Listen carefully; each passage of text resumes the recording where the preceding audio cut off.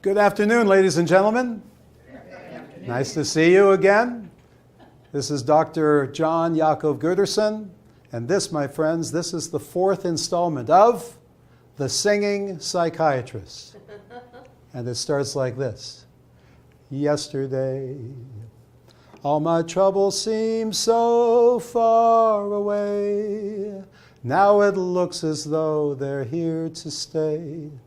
Oh, I believe in yesterday. I believe in yesterday.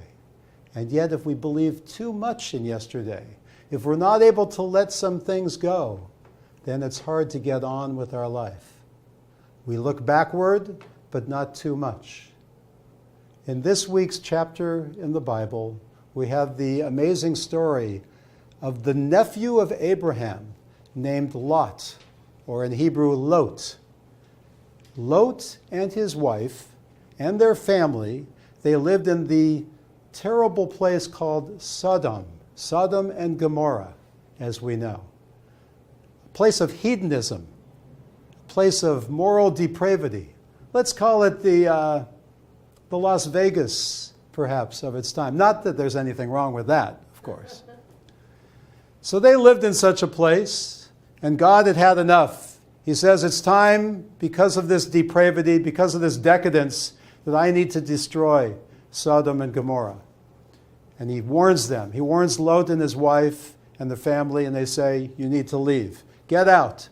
But when you go, the important rule is, the one rule I'm going to give you is, don't look back. Don't look back.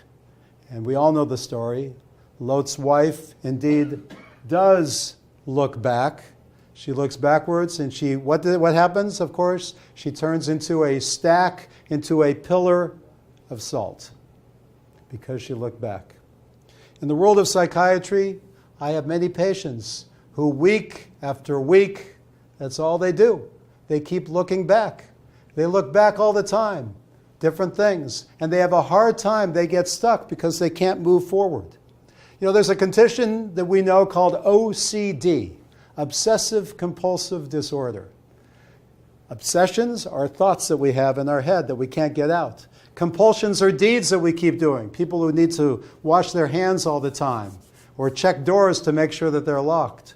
So obsessions, the thoughts, some people get into them so much that they can't get out of them. Some people keep dwelling on their past so much that they can't get out of it. So what do we need to do? We need to help them so they don't dwell so much, so that they can move on. Really, the only purpose of therapy, or the main purpose of therapy, when you meet with somebody and you talk with them, is not to contemplate your navel week after week and year after year. That's not the purpose. It's to get an idea of what patterns you've had in your past, and then be able to use what you learned from that. What pushes your buttons? What gets you riled up? What gets you upset? And then to use that so you can have a better, more peaceful, more wonderful life and get along with people in the present. And so looking backward has its place, but overused, you could wind up becoming a pillar of salt. You can't live a life of regret about what happened. You have to be able to move on. You cannot let a painful past have a power over yourself.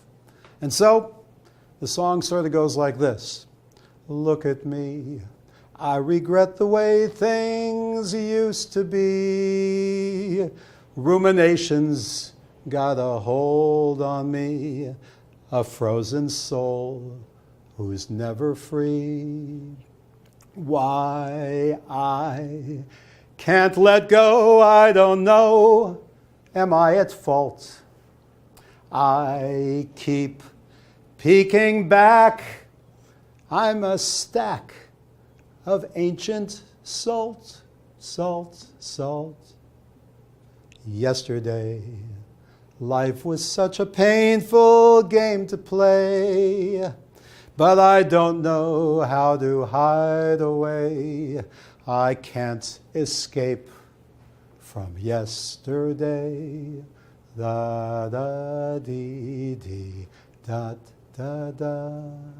And that is the fourth installment of The Singing Psychiatrist.